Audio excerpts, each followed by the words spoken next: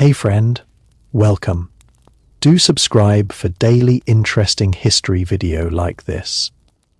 Imagine entering the gates of an enormous imperial palace in Istanbul, passing through courtyards filled with fountains, marble walkways, gardens, guards, servants and officials, and then reaching a part of the palace that outsiders were rarely allowed to see. Behind another set of doors was a world that became famous across Europe and later across popular culture as the Ottoman Harem. For centuries, the word harem has carried an almost mysterious image. It brings to mind beautiful women, silk curtains, jealous rivalries, secret romances, and a powerful sultan surrounded by countless companions. But the real Ottoman imperial harem was far more complicated than the fantasy. It was not simply a place where women waited for the ruler. It was a highly organized institution inside the imperial household, with its own hierarchy, rules, education, servants, officials, traditions, and political importance. To understand what life was really like inside it, we have to forget the romantic stories for a moment and imagine the harem as it actually functioned. A secluded section of the palace where hundreds of people could live, work, learn, compete, worship, form friendships, raise children, and build futures within a rigid system controlled by the imperial household. The most famous imperial harem was located inside Topkapi Palace, overlooking the Bosphorus. From the outside, the palace represented the power of the Ottoman dynasty. Inside, however, it was divided into many different spaces, and the harem was among the most private. Its doors were controlled carefully, and access was restricted. The very purpose of the institution was separation. The women of the imperial household were not ordinary residents of Istanbul, who could simply come and go as they pleased. Their lives were connected to the dynasty, and the palace operated according to rules that could determine where they lived, whom they met, what they learned, what they wore, and what responsibilities they performed. The first thing to understand is that the word harem itself simply referred to a protected or private space. In the Ottoman context, it was the private section of the imperial household. It was not automatically synonymous with sexual activity, despite the way later stories portrayed it. The harem included members of the sultan's family and a large number of female attendants and servants. The institution also included male officials, especially eunuchs who guarded entrances and supervised access. The famous image of an enormous room filled with women waiting for the sultan does not accurately describe everyday life. For many women who entered the imperial harem, the palace was not their original home. Some were brought into the Ottoman household through the systems of slavery that existed throughout the empire and the wider world at the time. Others entered through different circumstances connected to the dynasty. Many came from Christian communities in regions surrounding the Ottoman Empire, particularly from areas of the Balkans and the Caucasus. Their backgrounds varied considerably, and once they entered the palace, they could be trained according to the expectations of the imperial household. This training was one of the most important parts of harem life. A girl arriving at the palace did not simply become a decorative figure. She could receive education in language, religion, etiquette, music, embroidery, sewing, household management, and other skills considered valuable within the palace. The goal was to transform an outsider into someone capable of functioning within an extremely sophisticated court environment. The palace was, in many ways, a school as well as a residence. Imagine being a young girl entering this world for the first time. Everything around you would be unfamiliar. The architecture would be enormous. The language spoken around you might be different from the language of your childhood. The customs would be unfamiliar. You would have to learn how to behave around people of different ranks and understand a hierarchy that could determine whether you were expected to serve someone else or could eventually supervise others. Even small details could matter. How you addressed a superior, how you entered a room, how you dressed, and how you carried out an assigned duty could communicate your position within the household. The harem therefore operated almost like a miniature society. There were ranks, offices, responsibilities, privileges, and chains of command. At the top stood the Sultan's mother, known as the Valide Sultan, when her son was reigning. Her position could be extraordinarily powerful. She was not simply an elderly woman living in the palace. The Valide Sultan could oversee major aspects of the harem, influence household appointments, manage resources, and participate in court politics. In some periods of Ottoman history, the political influence of powerful Valide sultans became enormous. Below and around her were women belonging to different levels of the palace hierarchy. There were senior attendants, trusted servants, musicians, seamstresses, cooks, cleaners, attendants to members of the dynasty, and women who served particular members of the household. A person's position could change over time. Someone who entered the palace at a low rank might rise through the hierarchy if she demonstrated intelligence, discipline, talent, loyalty, or usefulness. This possibility of advancement was one of the unusual features of the imperial system. The palace could become a place where status was not determined entirely by one's original family background. A woman who arrived without wealth or noble connections could potentially rise to a position of considerable authority. Some women eventually married important officials and left the palace with substantial resources. Others remained connected to the imperial household for many years. A small number became extraordinarily influential figures. The idea that every woman in the harem was competing for the sultan's attention also misses most of the daily reality. The majority of palace life was probably much more ordinary and structured than the legends suggest. People had duties. They cleaned rooms, prepared clothing, learned skills, attended religious activities, practiced music, prepared meals, cared for children, managed household objects, and followed instructions from their superiors. The palace was a working institution, not a permanent celebration. The architecture itself reflected this organization. The harem at Topkapi was not simply one giant bedroom. It consisted of corridors, chambers, courtyards, baths, reception spaces, apartments, service areas, and rooms belonging to different members of the household. There were carefully controlled passages connecting different sections. Doors and corridors helped maintain privacy and hierarchy. The deeper one travelled into the private sections of the palace. The more restricted access became.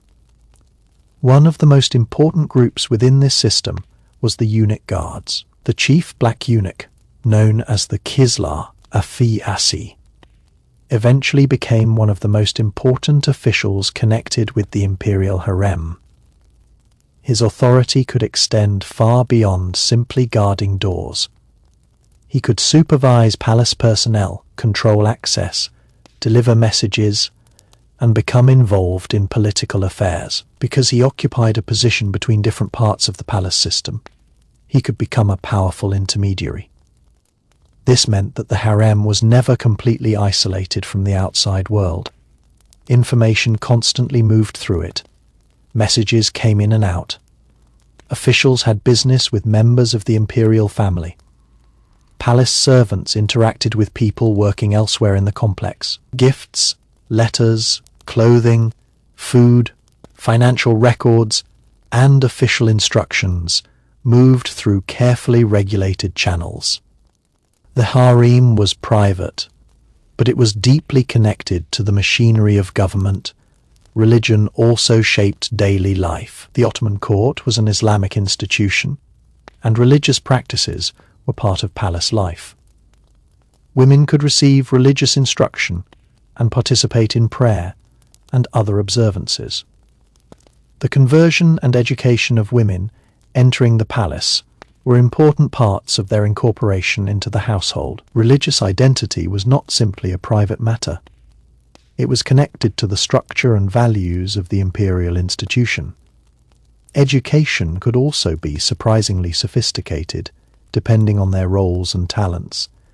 Women might learn Turkish, reading and writing, poetry, music, sewing, embroidery, calligraphy, and other skills. Musical ability could be particularly valuable in the court environment.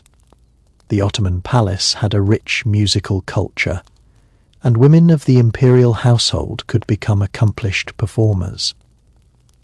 Poetry and literature also flourished within elite Ottoman circles. The clothing of the harem has inspired countless paintings, movies, and fantasies. But reality was more restrained and varied. Members of the imperial household had access to fine fabrics, embroidered garments, jewelry, and carefully made clothing, especially those of higher status. Yet, clothing also communicated rank. Not everyone possessed the same materials or privileges. The palace hierarchy could be visible in what people wore, how they were presented, and what kind of rooms they occupied. Food was another important part of palace life. The imperial kitchen was enormous, capable of feeding a large population. Meals were prepared according to strict routines, and the palace had specialized cooks and food suppliers. Members of the harem received food through this organized system. For people accustomed to imagining the harem as a place of endless luxury, it is important to remember that luxury and strict routine could exist side by side. A person might live inside an extraordinary palace and still have little personal freedom. As the night settled over Istanbul, the palace did not simply fall silent. Life inside the imperial household continued, according to routines that had been repeated for generations. Lamps illuminated corridors and chambers. Attendants moved quietly through the rooms. Guards remained near restricted entrances, and members of the household prepared for another night within the enormous complex. For someone standing outside the palace walls, the harem might have seemed almost completely inaccessible. But for the people living inside, it was a familiar environment filled with ordinary responsibilities. They knew which corridors they were permitted to use, which rooms belonged to important members of the dynasty, which attendants carried authority, and which doors were never to be opened without permission. The architecture itself taught people how to behave.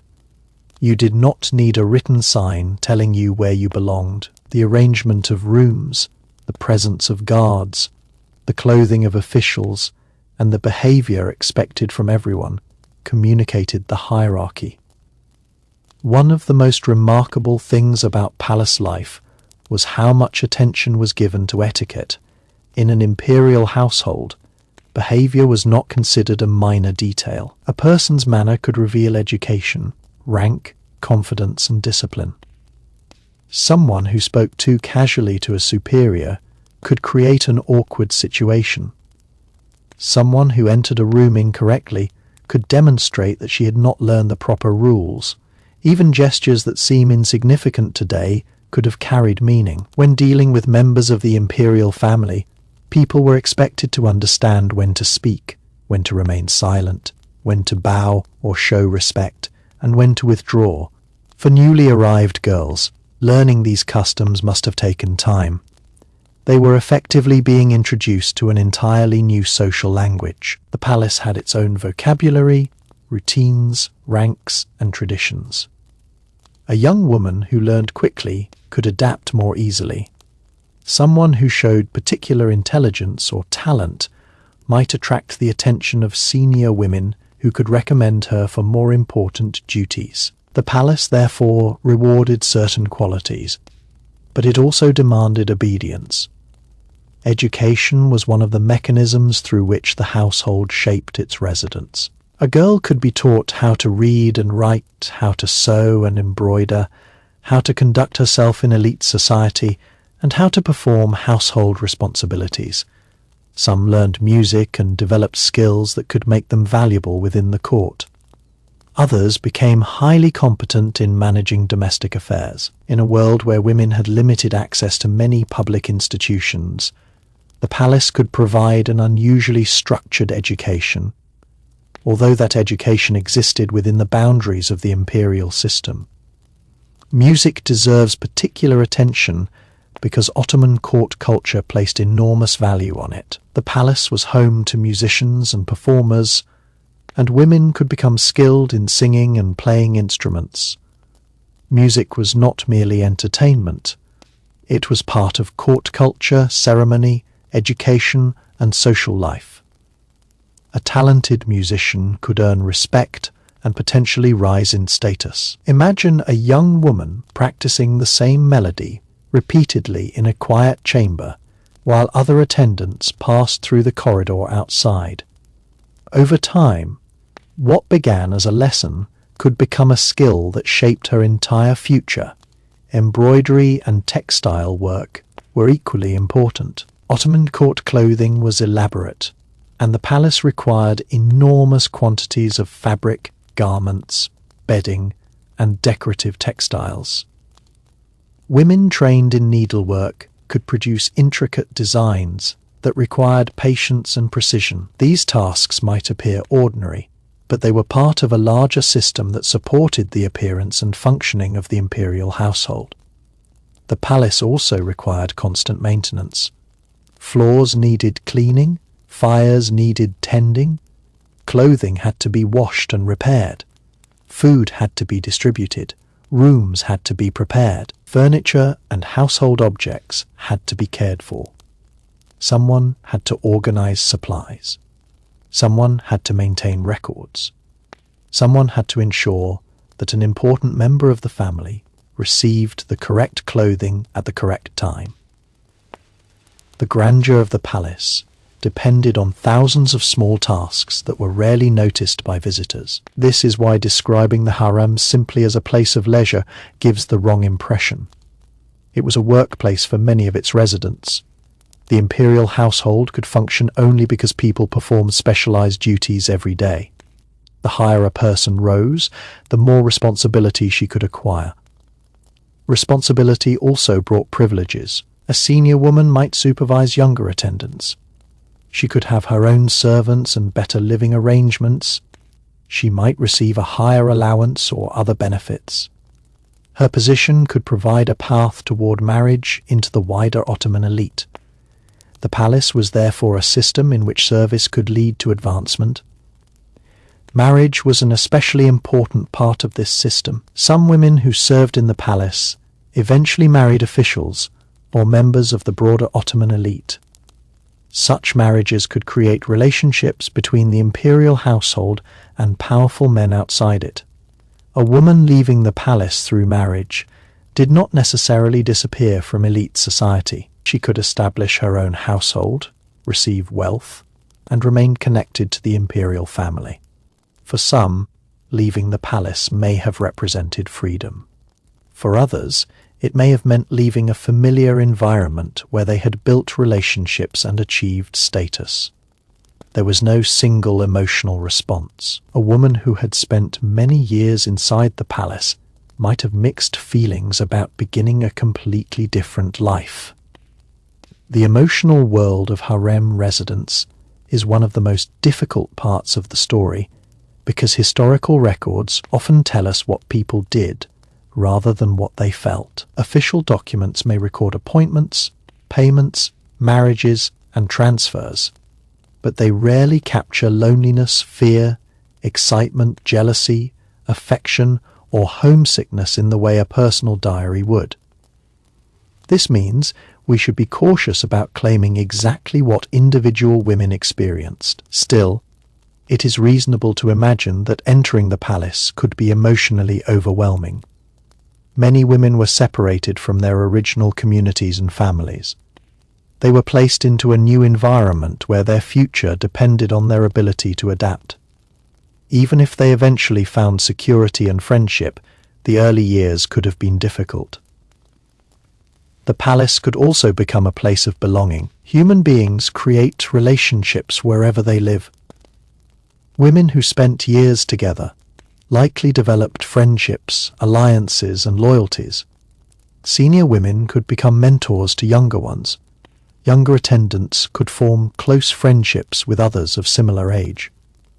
People who shared the same rooms and duties would naturally develop relationships that could last for years. At the palace hierarchy offered limited positions at the highest levels, and proximity to the imperial family could bring status. Ambitious individuals might therefore seek advancement.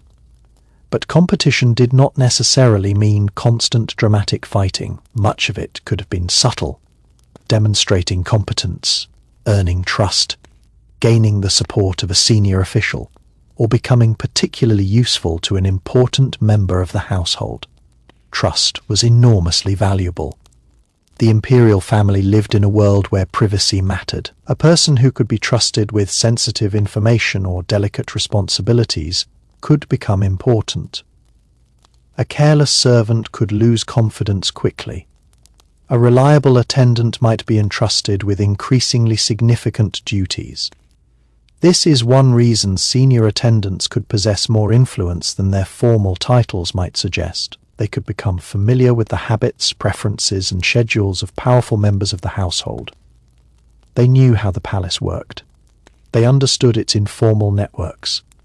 They could advise younger women and sometimes act as intermediaries. The same principle applied to eunuch officials. Because they controlled access to the harem, they occupied a unique position. The chief black eunuch in particular could become a major figure at court. He might communicate instructions, supervise personnel, and interact with powerful officials outside the harem. His position demonstrates that the imperial household was not an isolated women's world. It was an institution involving men and women with different responsibilities. The palace hierarchy could also be surprisingly bureaucratic. Large households require records. Payments, clothing, food, assignments, and personnel had to be tracked. The Ottoman court developed sophisticated administrative systems, and the harem was connected to these systems. Even luxury required paperwork. Imagine a large palace preparing for a major celebration. Hundreds of people might need new garments or special meals. Rooms would have to be prepared. Invitations or instructions would need to be delivered. Musicians would practice. Decorations would be arranged. Guards would control movement. Servants would carry objects between different sections.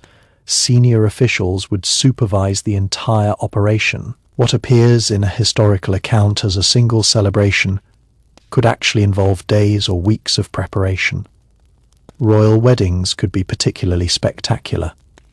When a princess of the dynasty married a powerful official, the event could demonstrate the wealth and prestige of the Ottoman court. The bride's household could receive valuable gifts, clothing, jewelry, and other items. Ceremonies could involve music, processions, feasting, and public celebration. Perhaps the strangest part of understanding the Ottoman harem is realizing how ordinary many of its days must have felt to the people who lived there. History remembers the palace through dramatic events, powerful sultans, famous women, political intrigue, and stories of romance. But most people do not spend their lives experiencing dramatic events, even inside an imperial palace. There were mornings when nothing extraordinary happened. The sun rose over Istanbul. Servants began their duties. Food was prepared. Clothes were arranged. Lessons began. Children were awakened. And senior women issued instructions. The same corridors that might one day witness a political crisis could spend another day filled with nothing more remarkable than footsteps and quiet conversation. For the people inside, this routine would have created a strange sense of normality. A palace that appears extraordinary to us could have felt familiar to someone who had lived there for 20 years. The marble floors would no longer seem impressive. The fountains would become part of the background. The elaborate tiles would simply be the walls of home. The guarded doors would not seem mysterious. They would be reminders of where one was allowed to go. This is an important distinction because historical places often become romanticized after the people who lived there are gone. Visitors see beautiful architecture and imagine glamorous lives, but people adapt quickly to their surroundings. A woman living in the harem might have been much more concerned about finishing a piece of embroidery, preparing a garment, attending a lesson, or receiving an instruction from a superior than about the grandeur of the palace around her. The daily schedule could begin early. Palace life required organization, and servants needed to prepare rooms before members of the imperial family began their day.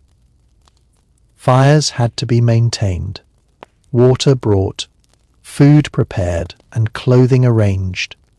Attendants responsible for particular members of the household needed to know their routines. Someone had to anticipate what would be needed before it was requested. This expectation of anticipation was part of elite domestic service. A skilled attendant did not simply respond to commands. She learned the preferences of the person she served. She might know which garment was preferred for a particular occasion, what time a meal was usually taken, which objects needed to be prepared, and which visitors were expected. The better someone understood these details, the more valuable she became. For young women, learning such skills could be a pathway toward advancement. A person who was careless could remain at a low level of responsibility. Someone who proved dependable could be given more important duties. Seniority mattered, but competence mattered too. The palace therefore contained its own career structure. Modern people might find the idea surprising, but someone could spend years developing a professional identity within the imperial household. She could become a specialist in sewing, embroidery, music, childcare, administration, or personal service. Her knowledge could become valuable enough to earn her a respected position. This created another layer of social relationships. Younger women depended on older women for training. Older women depended on younger attendants to carry out tasks. Senior figures, everyone had someone above them and someone below them. The result was a highly structured environment where almost every person had a defined role. Even personal appearance could be part of that structure. Clothing was not simply fashion, it could communicate rank and occasion. Certain fabrics, colours, ornaments and styles could be associated with particular social positions. The palace was a visual hierarchy as much as a verbal one. Imagine entering a room during a major palace ceremony. You might immediately recognize who held authority simply by looking at how people were dressed and where they stood. A royal woman would not be confused with a junior servant. A senior official would have a different appearance from a kitchen worker. The arrangement of people itself could communicate status. Yet beneath these visible distinctions, everyone was part of the same household machine. Food was another example of this organization. The imperial kitchens were famous for their scale and sophistication. Large quantities of rice, meat, bread, vegetables, fruit, sweets, soups, and other foods could be prepared for the palace population. Meals were distributed according to rank and responsibility.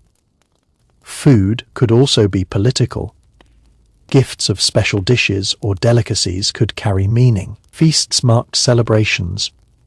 Religious occasions could bring changes in menus. Royal ceremonies required enormous quantities of food. For someone working in the kitchens, however, this grand system was simply a demanding job. Cooking for a palace was not glamorous. It required long hours, physical effort, organization, and precision. The final meal might look elegant when presented to a royal household, but many workers would have spent hours preparing it. The same could be said of clothing. A royal garment might appear magnificent when worn by a princess, but someone had to measure the fabric, cut it, sew it, embroider it, repair it, wash it, store it, and retrieve it when needed. Much of imperial luxury was therefore created through invisible labor. This invisible labor is one of the most important parts of the harem's history.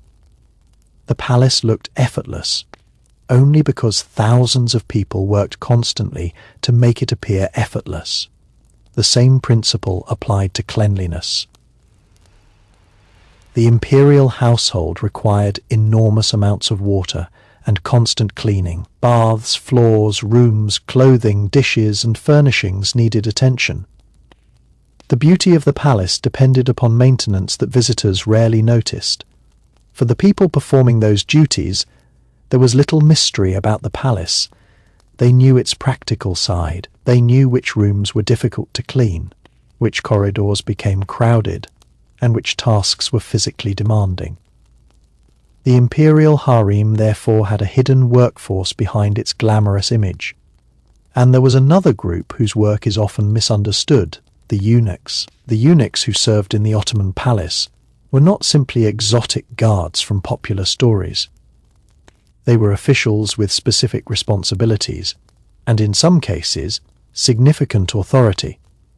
The chief black eunuch could occupy a powerful position within the palace hierarchy and maintain relationships with senior political figures. Because eunuchs were entrusted with guarding the women's quarters, they became essential to the system of controlled access. They could determine who entered, who left, and who could deliver messages.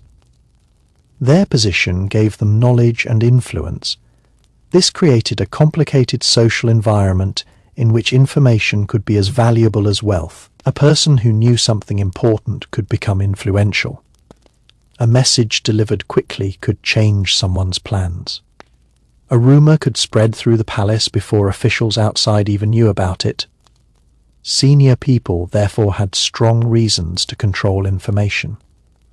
The palace had no modern newspapers or instant communication.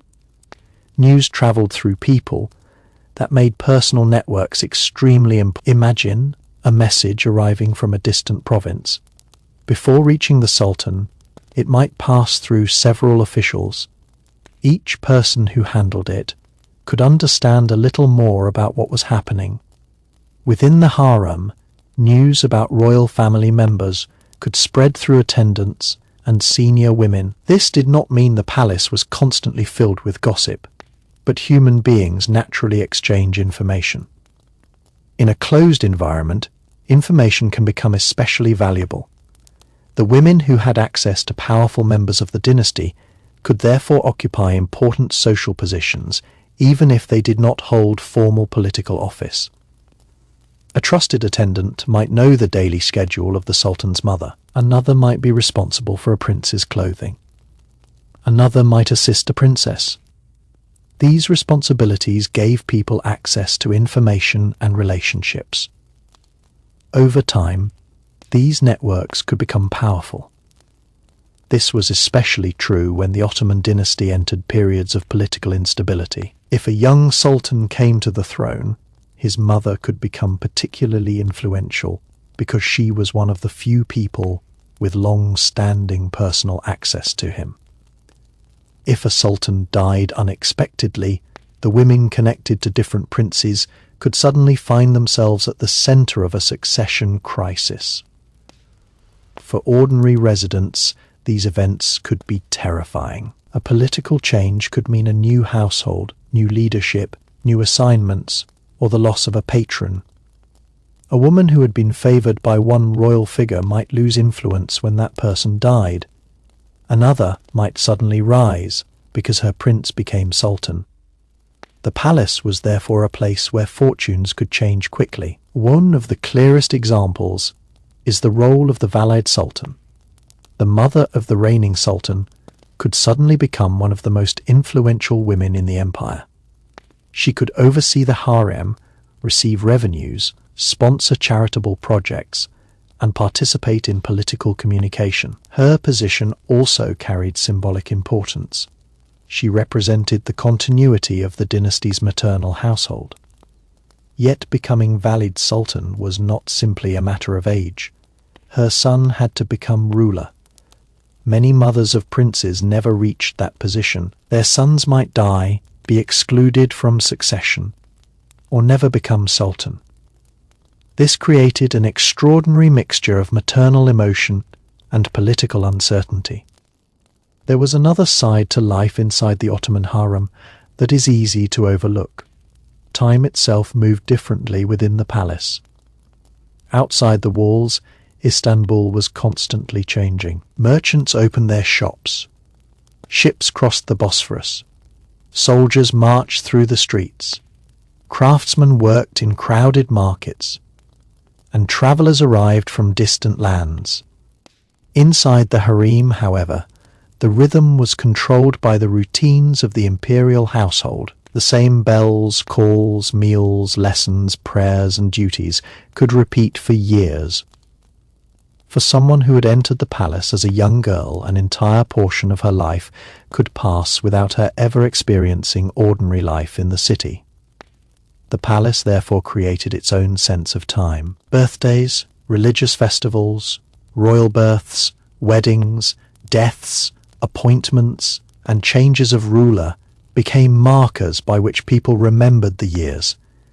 A woman might remember a particular sultan's reign because that was when she entered the palace. Another might remember a certain prince's birth because she had helped prepare clothing for the occasion. A senior attendant could measure her life by the succession of royal households she had served. This meant that the palace was also a place of memory. Older women carried knowledge about previous generations. They could remember how a former Valide Sultan behaved, how an earlier royal wedding had been organized, or how a particular prince had been raised. Younger women inherited not only practical skills, but stories about people who were no longer alive. In this way, the harem preserved its own traditions. A newcomer learned not only how to sew or serve a meal, but how to behave according to customs that might have existed long before she was born. The palace depended heavily on this transmission of knowledge because many details of court life were understood through practice rather than written instructions. An older woman might tell a younger attendant which door to use, where to stand during a ceremony, how to prepare a royal garment, or how to address a particular member of the dynasty. These lessons could seem insignificant individually, but together they formed the invisible structure of palace life. And there was another important lesson: silence. In a household built around privacy, knowing when not to speak could be just as valuable as knowing what to say. People around powerful individuals naturally heard conversations and witnessed private events. A trustworthy servant was expected to understand that not everything she saw or heard should be repeated. This made discretion a form of power. Someone who could keep secrets could become trusted. Someone whose the palace was therefore an environment where reputation mattered enormously. A person's character could become part of her identity within the household. Reliable people might be given greater responsibilities. Those considered careless could remain in less sensitive positions. This helps explain why palace service could become a long-term career for some individuals. Once a person had demonstrated reliability and learned the complex customs of the household, replacing her would not necessarily be easy. Experience had value. The same was true of craftsmanship. A woman who became highly skilled at embroidery or textile work possessed knowledge that had taken years to develop. A musician who mastered a difficult repertoire had invested enormous time in practice. A senior childcare attendant who understood the routines of royal children could become indispensable. The palace rewarded expertise because expertise made the institution function, and expertise could create a strange form of independence within a highly controlled system. A person might not be free to leave whenever she wanted, but she could become respected because of what she knew. This is one of the subtle contradictions of harem life. Personal freedom could be limited, yet professional competence could provide status for a young woman entering the household. Learning was therefore not simply an obligation, it could be the key to her future. Imagine her first months. She arrives knowing little about palace customs. She watches older women carefully. She learns how people greet one another. She learns where she is supposed to stand. She learns how clothing is stored. She begins lessons. She makes mistakes. Someone corrects her. She practices. Eventually, she becomes competent. Years pass. A younger girl arrives. No, she is the experienced woman teaching the newcomer. The cycle continues. This process helped reproduce the palace institution across generations. The same pattern could occur with children. A royal child would grow up surrounded by adults who taught not only academic subjects, but also the behavioral rules of the dynasty. From an early age, children learned that their identity carried political significance. A prince could not simply behave like an ordinary child. His future might affect the entire empire. This would have shaped his upbringing, education, discipline, religious instruction, physical training, and court etiquette were all part of preparing him for adulthood. Princesses also learned how to function within the elite world. Their future marriages could have political implications, so they needed to understand court culture, household management, and social expectations. The children of the dynasty therefore grew up inside an environment where family life and politics were inseparable.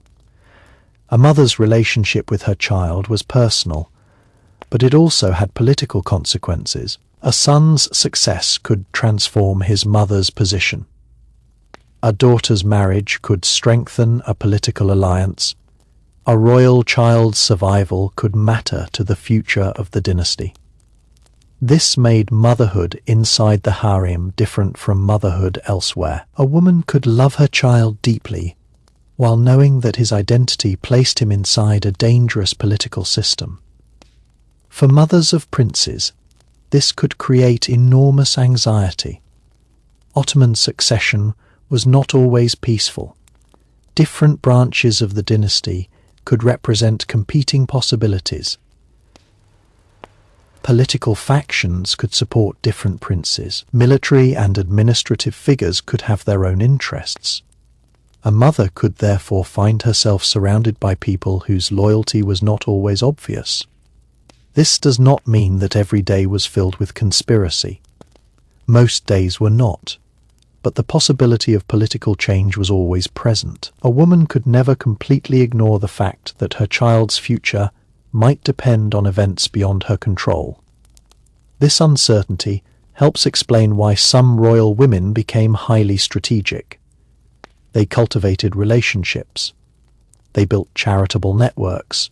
They communicated with officials. They managed households. They protected their interests. They established foundations. Their influence was not always exercised through dramatic commands. Sometimes it worked through relationships. A respected royal woman could write to an official. She could recommend someone. She could support a charitable project. She could influence appointments indirectly. She could advise her son. She could use her wealth to build institutions that increased her prestige. Over time, these actions could create significant influence. The public side of this influence was often visible through architecture. Mosques, schools, fountains, markets, hospitals, kitchens for the poor, and other charitable projects could carry the names of royal women. These buildings transformed their private status into public legacy. A woman who had lived within the secluded world of the palace could leave behind a structure used by thousands of ordinary people. This is one of the most fascinating contradictions of the imperial harem. Women who lived behind walls could leave some of the most visible marks on the cities outside them. Their charitable foundations also served religious purposes. In Ottoman society, Charity was an important expression of piety and prestige. Wealthy individuals could establish foundations that provided services for the public. Royal women participated actively in this tradition. Their influence therefore extended beyond personal luxury. They could support religious institutions. They could feed the poor. They could provide water. They could finance education. They could commission architecture. Through these actions, they became part of the public life of the empire, despite living within a private household. The harem was therefore not completely separate from Istanbul. Its influence flowed outward. Money flowed outward. People flowed outward. Information flowed outward. Marriage connected palace women to powerful households. Charitable foundations connected royal women to ordinary citizens. Officials connected the private household to the government. The walls created privacy, but they did not create complete isolation. Even the Bosphorus outside the palace represented this connection. Ships carried goods and people across the water. Diplomats arrived. News travelled. The empire changed, and the people inside the palace experienced those changes indirectly. A war in a distant province might eventually affect the household. A political crisis could bring new officials. Economic problems could affect the cost and availability of supplies. A change in diplomatic relations could influence court fashion or the arrival of foreign goods. The harem existed inside an empire, not outside history. This becomes especially important when considering the changing role of European influence. As the Ottoman Empire entered the 19th century, the palace increasingly reflected European fashions. Clothing styles changed, furniture changed, architecture changed, ceremonial practices evolved. There was one more reality that made life inside the Ottoman harem unlike almost any household. Most people would recognize today the palace was a world where personal identity could change completely. A person might enter with one name, one language, one religion, one family history, and one understanding of the world, only to spend years being shaped by an entirely different environment. The palace did not merely provide a place to live. It trained people to become members of the imperial household. For a young woman entering the palace, the transformation could begin almost immediately. She would be introduced to new clothing, new customs, new religious practices, new language, and new expectations. She had to learn how people addressed one another and how status was expressed. She had to understand which women held authority and which responsibilities belonged to her. The process could be demanding because the palace had little room for ignorance about its hierarchy. But learning the rules could also create a sense of belonging. The longer someone remained inside, the more familiar the environment became. A girl who once felt lost could eventually become an experienced palace woman who knew every important routine. She could recognize the sound of approaching footsteps, understand the significance of an official message, know when a particular room needed preparation, and remember how ceremonies had been performed during previous reigns. This knowledge was valuable. The palace was too complicated for newcomers to understand immediately. It depended on people who had experience. Senior women therefore became repositories of practical knowledge.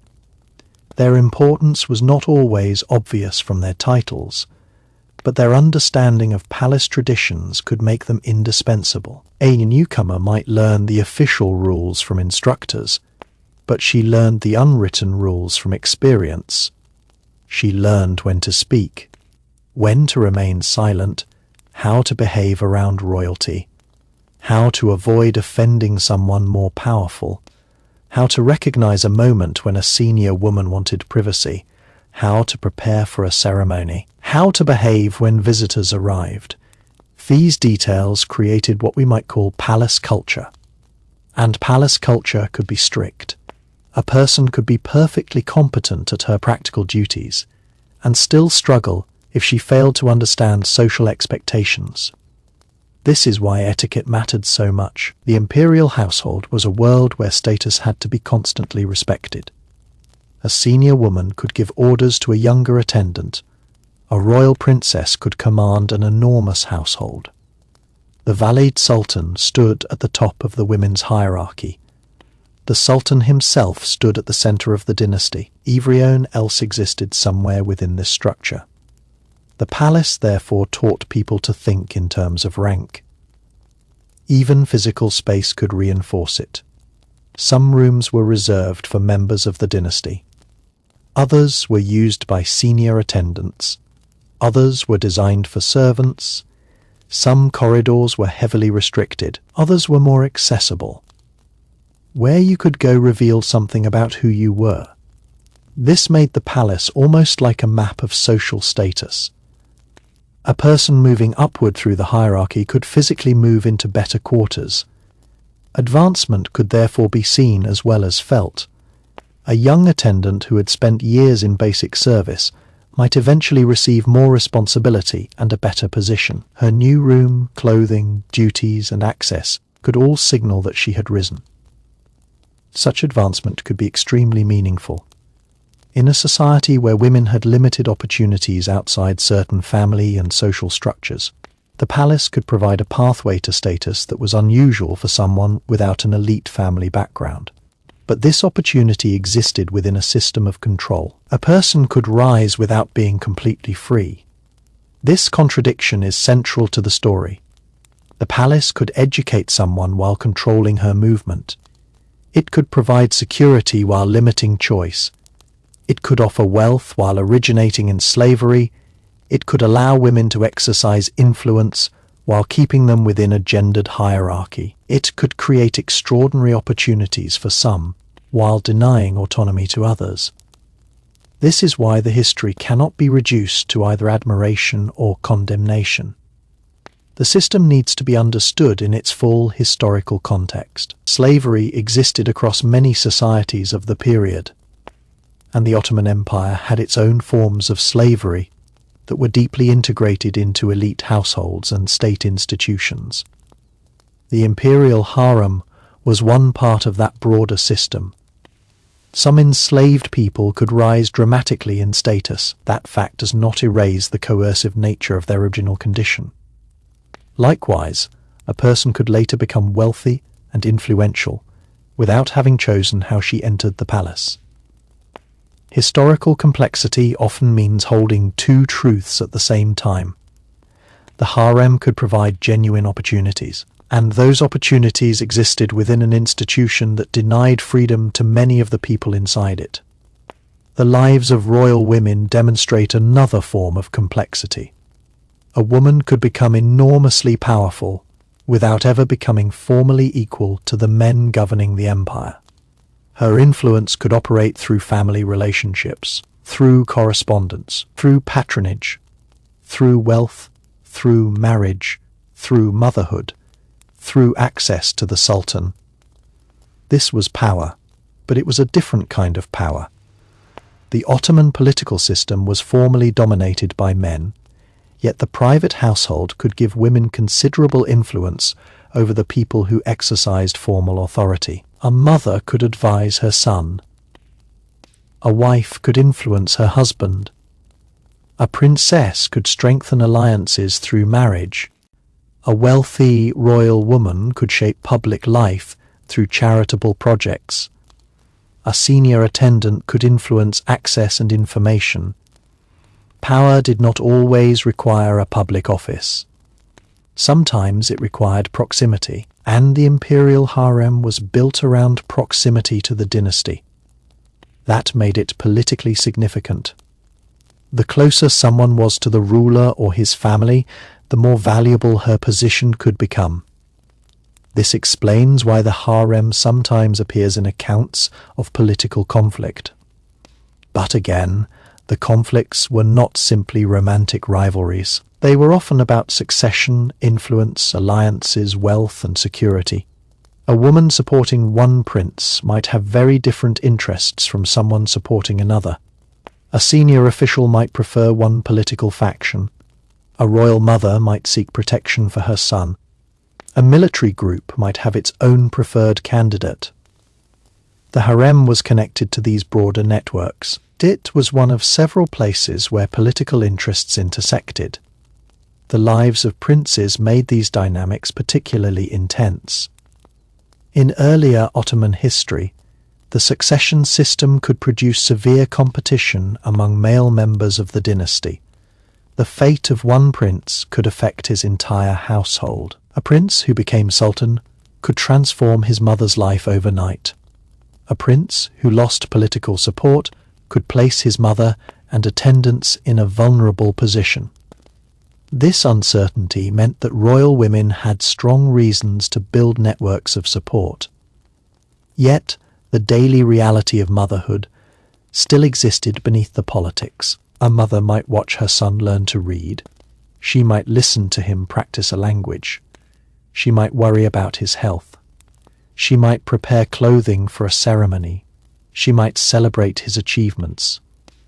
The fact that the child could potentially become ruler did not make him less of a child to his mother. The palace therefore contained ordinary family emotions inside extraordinary political circumstances.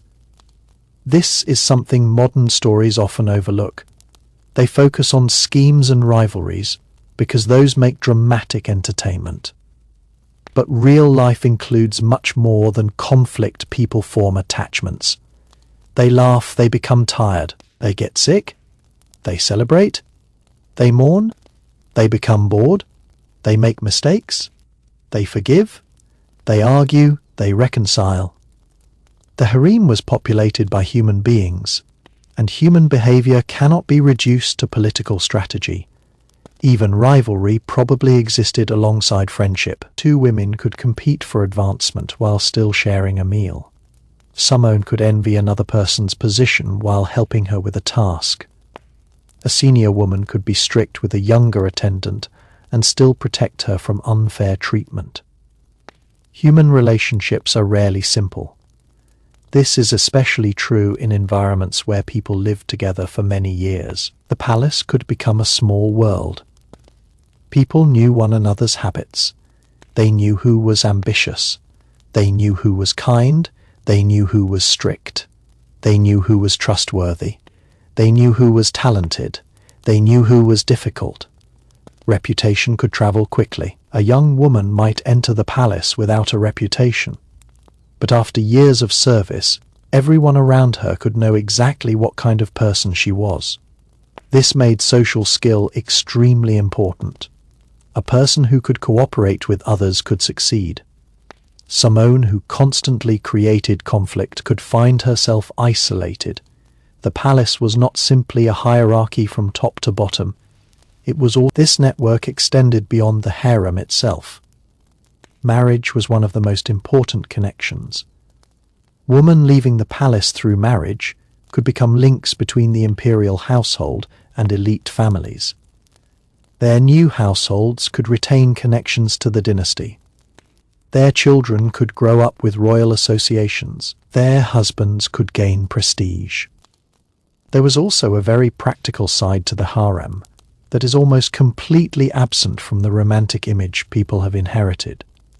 An imperial household had to function every hour of the day, and that required planning on a remarkable scale. The palace could contain hundreds of residents, and each person needed food, clothing, water, heating, sleeping arrangements, supervision, and sometimes medical care. Nothing about this happened automatically. Behind the apparent calm of the royal household was an enormous system of organization. The women who worked in the harem therefore needed practical knowledge. They had to know how supplies were stored, how clothing was maintained, how rooms were prepared, and how tasks were divided. Senior attendants had to coordinate groups of people. A mistake in one part of the system could create problems somewhere else. If a garment was not ready, a ceremony could be delayed. If food was not prepared correctly, servants had to correct it quickly.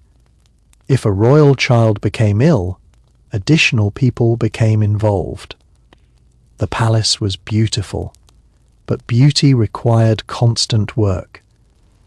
This is particularly clear when looking at textiles. Ottoman court clothing could be extraordinarily elaborate, with rich fabrics, embroidery, patterns, and carefully constructed garments. Such clothing was not simply purchased and forgotten. It had to be stored properly, repaired when necessary, cleaned carefully, and organized according to season and occasion. A royal wardrobe was an entire system. Imagine opening a storage room inside the palace. Instead of seeing a handful of luxurious dresses, you would find carefully arranged garments, fabrics, accessories, bedding, and other household items. Someone had to know what belonged to whom. Someone had to keep track of what was available. Someone had to repair damaged pieces. For women trained in textile work, this could become a lifelong skill. Embroidery, in particular, required extraordinary patience. A complicated design could take many hours to complete. The work could be repetitive, but it could also be creative. Women might produce decorative patterns for clothing, household fabrics, or ceremonial objects. The finished pieces could become valuable symbols of court culture. The same was true of music. A talented woman might spend years practicing an instrument or developing her voice. Music could create a sense of identity within the palace.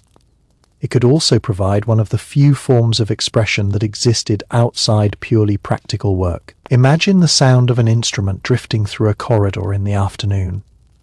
Somewhere nearby, another woman might be practicing a melody she had learned from a teacher. A group might rehearse for a ceremony. Someone might sing quietly while working. These sounds would have been part of the palace's daily atmosphere. The harem was not silent simply because it was secluded. It was filled with human activity. Children played. Women talked. Servants moved. Musicians practiced. Doors opened and closed. Water flowed. Kitchen workers carried trays. Senior attendants gave instructions. The palace had its own soundscape, and then there were the smells. Fresh bread, cooked meat, spices, coffee, incense, rose water, wood smoke, perfumed oils, freshly washed fabrics. A palace was not simply something to see, it was something to hear and smell as well. The sensory experience would have been completely different from the way modern visitors experience the present. Today, a museum visitor walks through quietly. Centuries ago, the same room might have been crowded. People would have been speaking, working, eating, waiting, laughing, arguing. Children might have been moving through the space. Servants would have been carrying objects. The room was not an empty architectural object.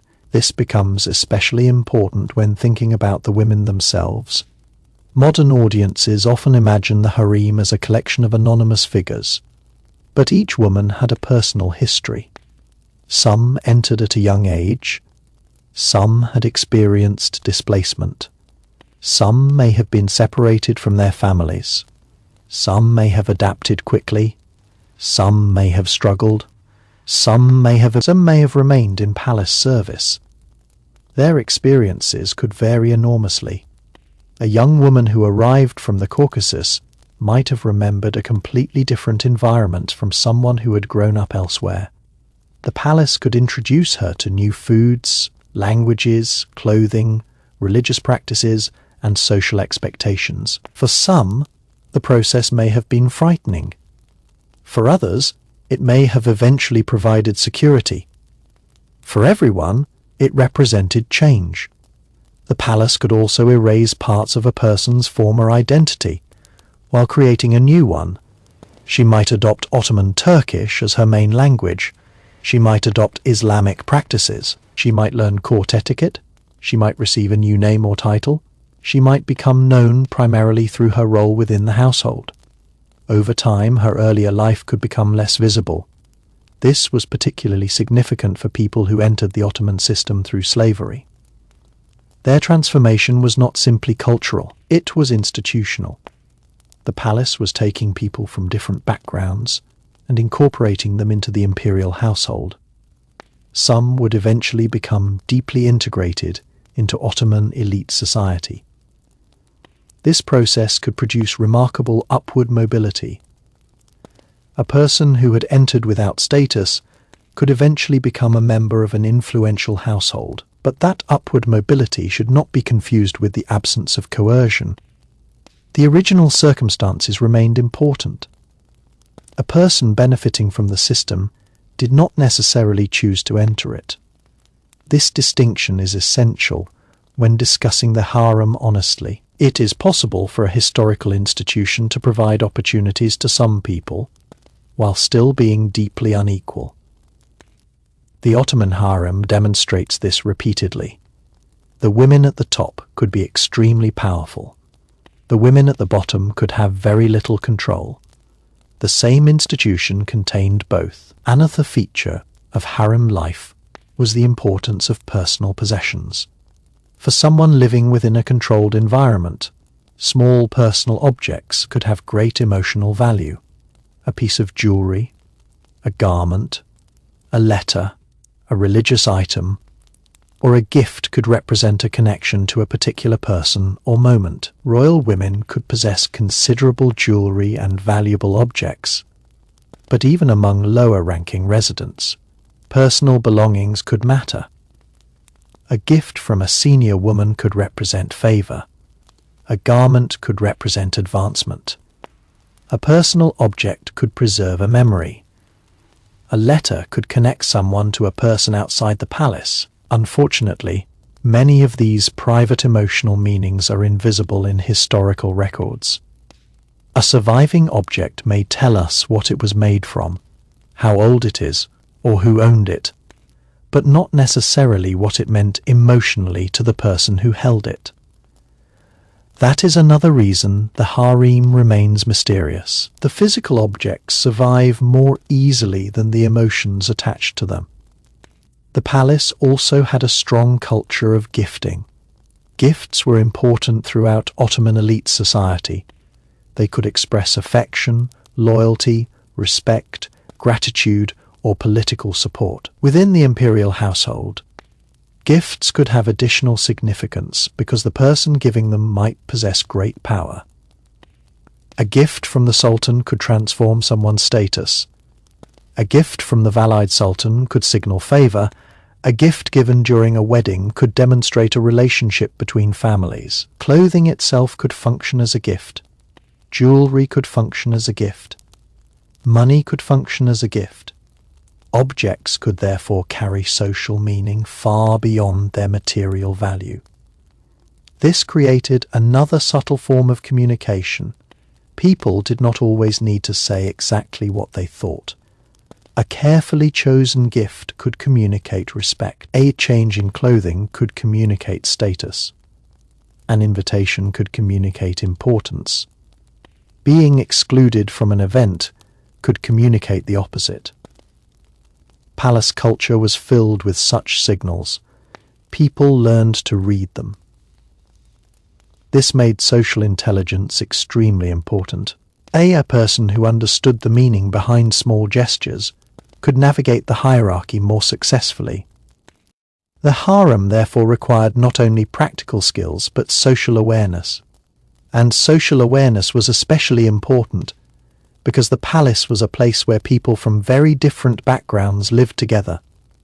A young woman could find herself serving someone from a completely different cultural background. Language differences could initially create barriers, but the palace's training system gradually created a shared culture. Ottoman Turkish became the common language of the court.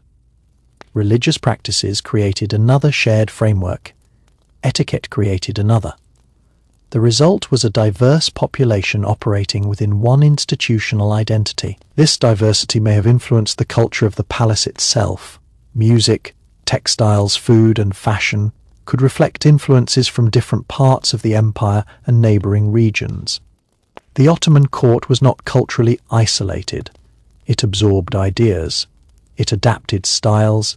It exchanged goods. It encountered European influences. It interacted with the wider Islamic world. The harem was therefore part of a much larger cultural network. The idea of complete isolation is misleading. The women might be physically secluded, but the culture around them was constantly changing. News from the city arrived. Foreign goods arrived. New fashions arrived. Political ideas changed. One of the most fascinating things about the Ottoman harem was that it existed at the intersection of public power and private life. From the outside, the palace represented the authority of the Sultan and the enormous Ottoman state inside. However, people still had to deal with the intimate realities of family life. Children became sick. Parents worried about their sons and daughters. People formed friendships. Older relatives died. Weddings were celebrated. New babies arrived. Arguments occurred. People became tired.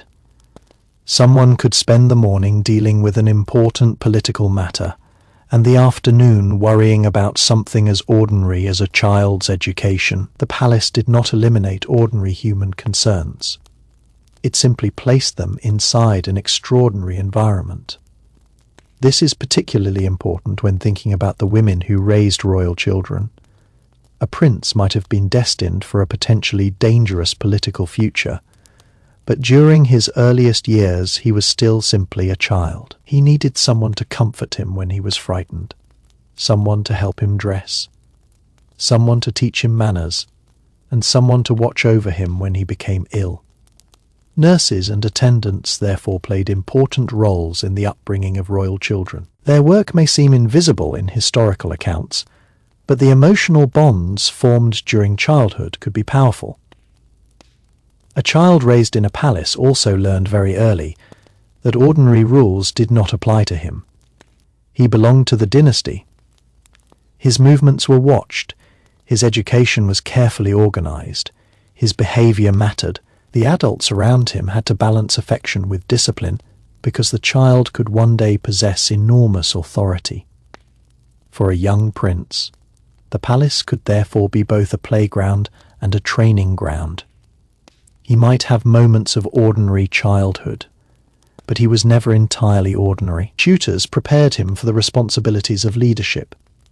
He learned languages and literature, religious knowledge, administrative skills, and other subjects considered appropriate for an Ottoman prince. Physical training and military preparation could also become part of his development. His mother watched this process closely. For her, his education was personal and political at the same time. If he succeeded, her own position could rise. If he failed, her future could become uncertain. If he became sultan, her entire household could be transformed. This created an emotional connection between motherhood and political ambition that is difficult to separate. The same complexity applied to princesses. A royal daughter might grow up surrounded by privilege, but her future could still be shaped by dynastic expectations. Her marriage could be important to the imperial family. Her husband might be a powerful official.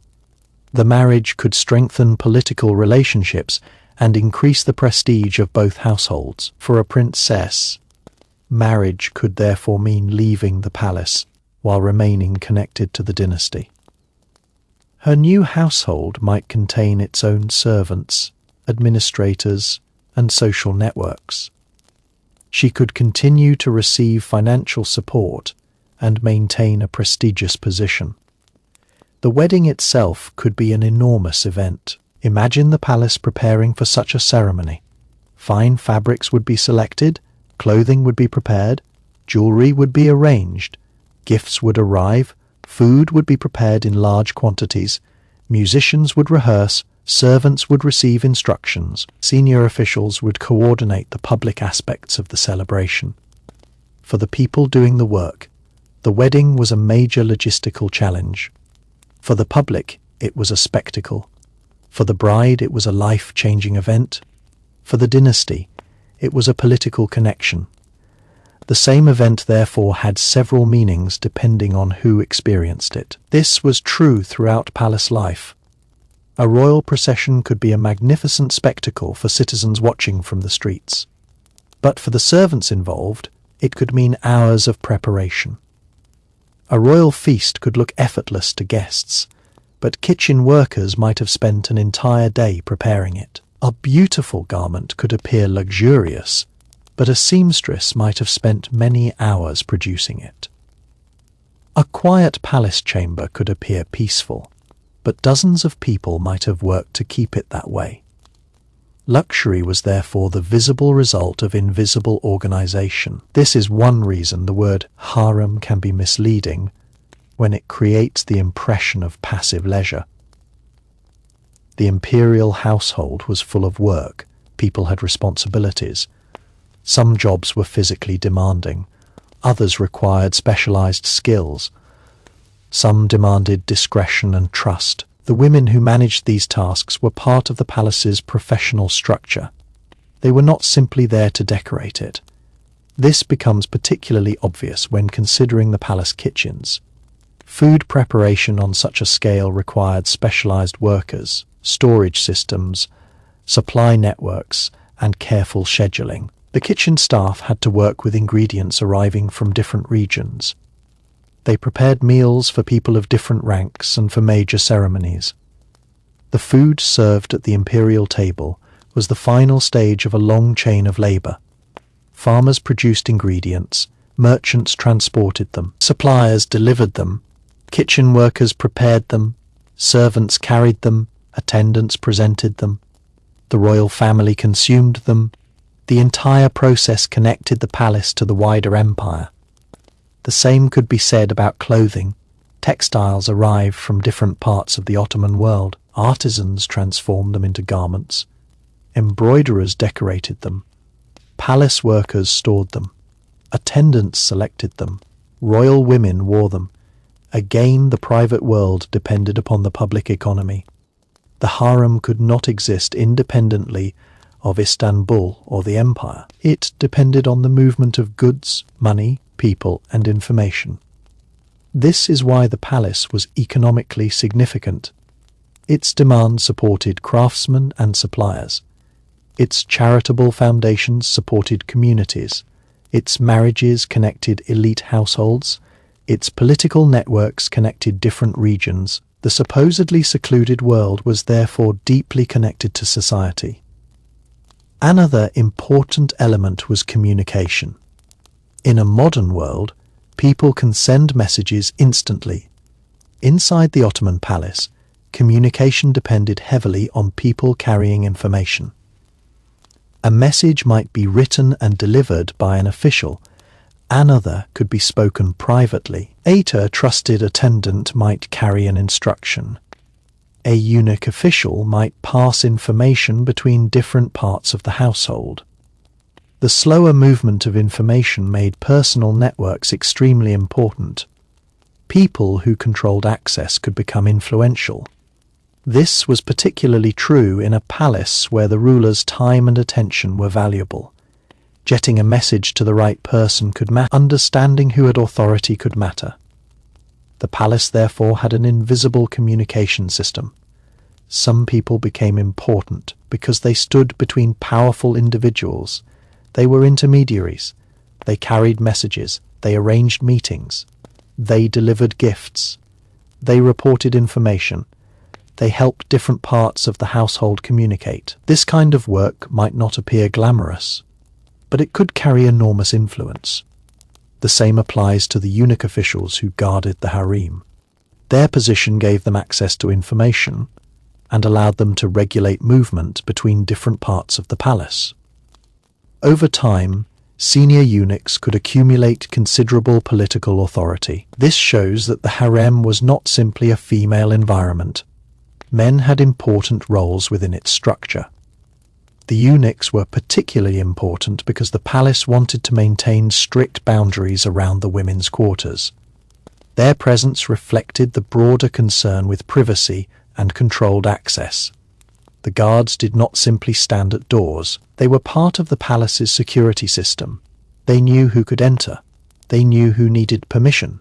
They could prevent unauthorized access. They could deliver messages. They could become trusted officials. The existence of such security measures also reminds us how carefully controlled palace life was. A person could not simply wander around. Access had meaning. Being allowed into a certain room could indicate status. Being summoned could indicate importance. Being excluded could signal the opposite. This made palace movement part of the social hierarchy. The architecture was therefore not only beautiful, it was functional. Walls separated spaces, doors controlled access, corridors directed movement, courtyards created areas of privacy. Windows provided views without necessarily providing access. The entire environment was designed around the management of people. This is one reason the palace can feel almost maze-like today. The complexity was intentional. The household needed to separate public and private areas, royal family members from servants, men from women, in certain contexts, and different ranks from one another. The result was a layered environment. A person might live only a short distance from someone else, but have almost no direct contact with them. Two people could be physically close while socially worlds apart. This could create a fascinating sense of distance. The palace was crowded, but privacy was carefully controlled. A person might be surrounded by hundreds of people and still have very limited access to particular individuals. The Sultan himself could be physically close yet socially distant. This was part of royal life. The ruler's authority depended partly on controlled access. There is another detail that makes the story of the Ottoman Harem especially fascinating. The people inside were surrounded by reminders that they belonged to something much larger than themselves. Everywhere they looked, the palace communicated the presence of the dynasty. Architecture, ceremonies, clothing, titles, religious practices, and even the arrangement of rooms reinforced the idea that this was the household of an imperial family. For an ordinary servant, that could mean spending every day in the presence of people whose names carried enormous political significance. For a royal woman, it meant understanding that even private decisions could have consequences beyond the household. The dynasty was not simply a family. It was an institution. A child born into it was immediately connected to questions of succession, inheritance, marriage, legitimacy, and political continuity. A woman who became the mother of a prince could suddenly find that her personal life had become part of the future of the empire.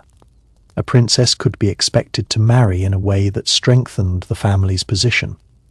A senior woman could become responsible for maintaining traditions that had existed for generations. This constant awareness of dynasty must have shaped the atmosphere inside the palace.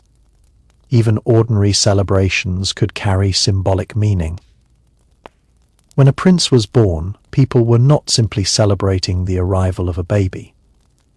They were celebrating the continuation of the ruling house. When a princess married, the event could represent an alliance between the dynasty and another powerful family. When a sultan died, the household did not simply mourn a relative. It also faced a political transition that could alter everyone's future. Death, therefore, had a particularly complicated meaning inside the imperial household. People died from illness, age, childbirth, accidents, and other causes, just as they did elsewhere. But when the person was a member of the dynasty, the consequences could be enormous. The death of a prince could change succession calculations. The death of a sultan could transform the palace hierarchy. The death of a powerful royal woman could leave a major gap in the household for the people who had served that person for years. However, the loss was also deeply personal.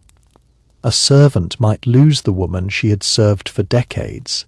A child might lose a mother. A prince might lose a sibling, A palace community might lose a senior figure who had trained generations of younger women. Historical documents might record the date and circumstances of a death, but they rarely capture the emotional aftermath inside the household. The palace would continue functioning. New people would receive responsibilities.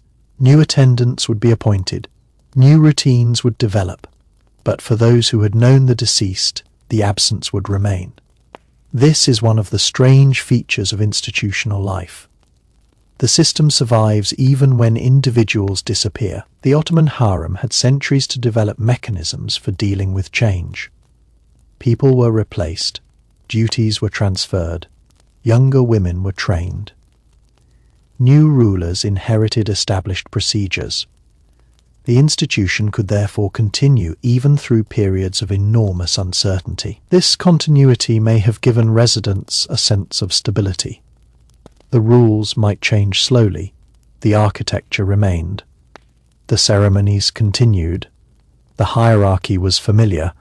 Even when rulers changed, certain traditions survived. For someone who had lived through several reigns, the palace might therefore feel like one continuous world despite the political changes outside.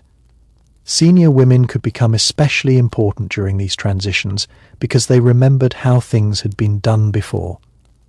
A young attendant might ask an older woman how a particular ceremony was conducted. A royal child might be told stories about previous generations. A new ruler's household might rely on experienced servants who understood palace customs. The older generation therefore acted as a bridge between different periods. This also meant that the harem could contain people with extraordinary memories of Ottoman history. Imagine a woman who entered the palace during the reign of one ruler and remained there through the reigns of several successors. She could have witnessed weddings, births, political crises, celebrations, and changes in palace fashion. She might remember people who had become famous decades later, yet when she died, much of that knowledge could disappear with her. This is one reason historical records are incomplete. Institutions preserve formal information. They do not preserve every personal memory.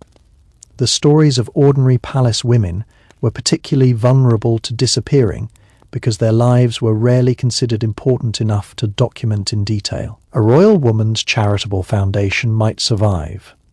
A sultan's decree might survive. A palace account book might survive. But a conversation between two attendants probably did not. A friendship between two women might leave no trace. A private fear might never be recorded. A joke shared in a corridor is completely lost. These missing details remind us that history is always incomplete. What we know about the harem is therefore only part of what actually happened. This uncertainty also explains why legends became so powerful.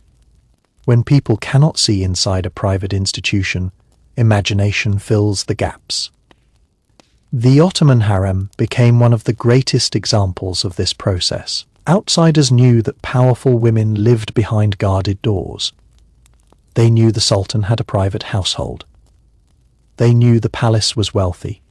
They knew access was restricted. From these facts, stories developed. Over time, the stories became more dramatic. The private household became a place of secret romance. The women became mysterious figures. The eunuchs became exotic characters. The palace became a fantasy world. Artists who had never entered the harem imagined its interior. Writers embellished stories. Travelers repeated rumors. Later generations inherited these ideas. Eventually, popular culture transformed the harem into a recognizable fictional setting. But the historical reality was much more bureaucratic. There were rules, records, assignments, budgets, supplies, training, hierarchy. The palace required administration because it was too large to function through improvisation. This administrative side of the harem is especially important because it reveals how sophisticated the Ottoman state could be. An imperial household of enormous scale needed systems for managing people and resources. Money had to be allocated, food had to be purchased, Clothing had to be produced, staff had to be organized, buildings had to be maintained, ceremonies had to be coordinated, information had to be communicated. The harem was connected to these systems. The women inside, therefore, lived within an environment that was highly organized. This could be comforting because routines provided predictability. It could also be restrictive because personal choices were limited. A person could not simply decide that she wanted a different job and leave. Her role was assigned within the hierarchy, but over time she might gain opportunities to move upward. This is where skill and reputation mattered. A person who was competent could become trusted. A trusted person could receive more responsibility. More responsibility could lead to higher status. Higher status could lead to better living conditions or marriage opportunities. The system was therefore not completely static. It allowed movement, but movement was controlled. This is similar to many hierarchical institutions, although the stakes inside the imperial palace were much higher. One of the most important skills was adaptability. The palace brought together people from different backgrounds and required them to function within a common culture. Someone who resisted every new custom would struggle. Someone who learned quickly could adapt. Language was particularly important. Learning Ottoman Turkish allowed newcomers to communicate with senior women and understand instructions. Religious education helped integrate people into the cultural environment of the court. Etiquette taught them how to behave.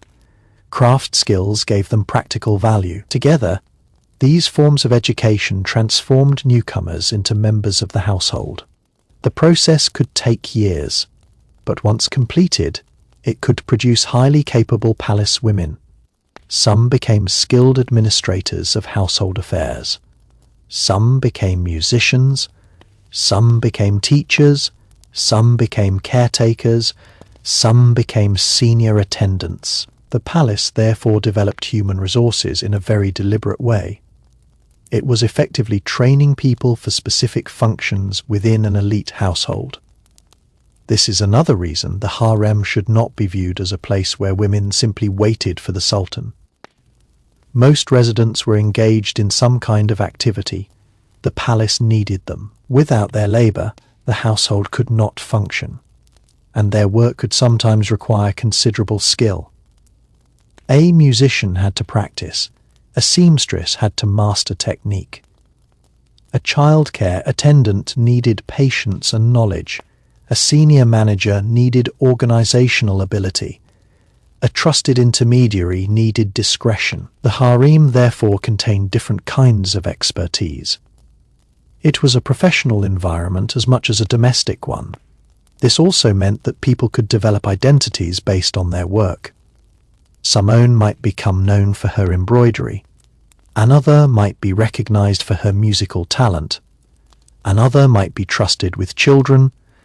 Another might be respected for her knowledge of palace protocol. A person's role could become part of her identity. If we could somehow step back into the Ottoman palace on an ordinary morning, the first surprise might be how little of the famous fantasy we would recognize. There would be no endless procession of women dressed for spectacle, no constant dramatic encounters, and no atmosphere resembling the exaggerated scenes of modern films. Instead, there would be movement, organization, and routine. People would already be working. Someone would be preparing breakfast. Someone else would be arranging garments. A group of attendants might be carrying supplies through a corridor. Children would be preparing for lessons. Senior women would be receiving information about the day's activities. The palace would be functioning almost like a small city hidden behind its walls. And like a city, it depended on organization. Every household needs systems, but an imperial household needed them on a much larger scale. There were people responsible for food, clothing, cleaning, education, security, religious practices, health, communication, and the harem was therefore not simply a private residence. It was a highly developed institution with an enormous number of interconnected responsibilities. For someone at the bottom of the hierarchy, this meant work.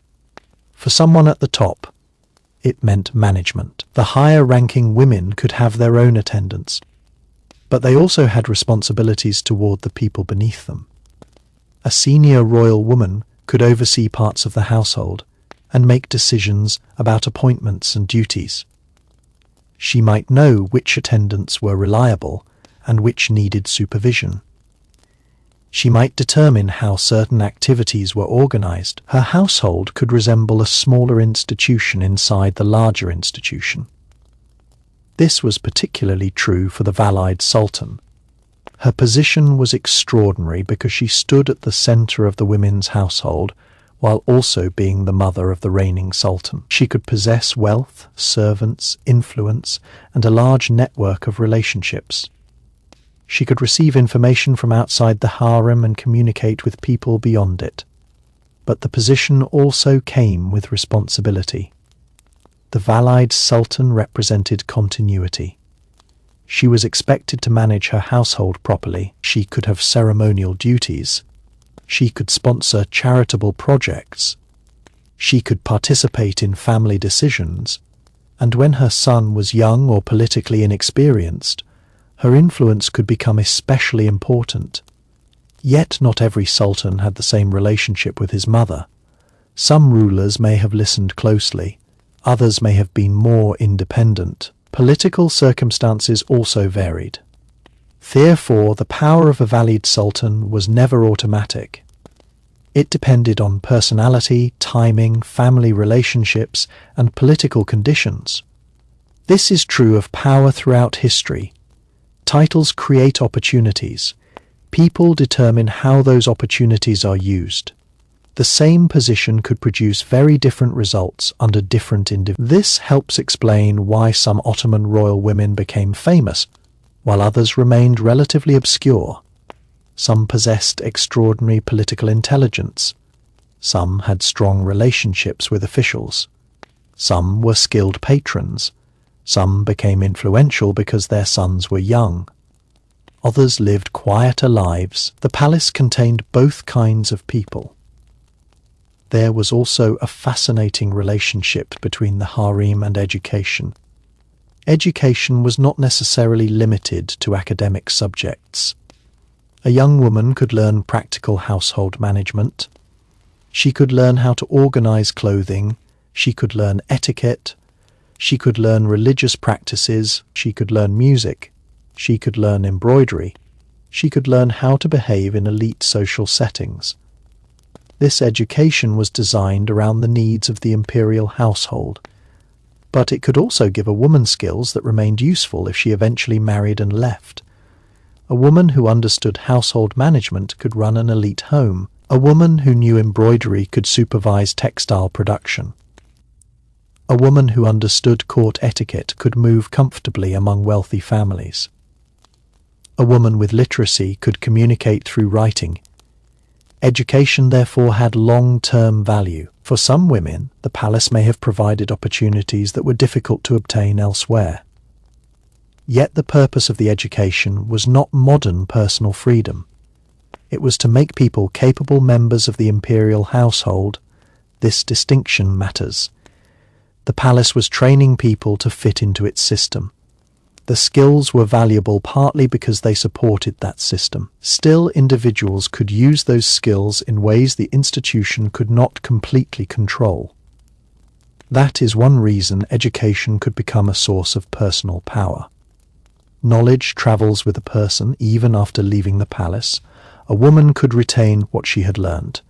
She could use it in her new households. She could teach it to others. She could pass it to her children. In this way, palace culture spread outward. The same was true of fashion. The imperial court was a major center of style. Clothing worn by royal women could influence elite tastes. Textiles produced for the palace could become examples of high craftsmanship. Jewelry and accessories could communicate prestige. The palace therefore influenced the broader culture of Ottoman elites. Women who left through marriage could carry these fashions into their new households. The harem was secluded, but its cultural influence was not. The same pattern appeared in music.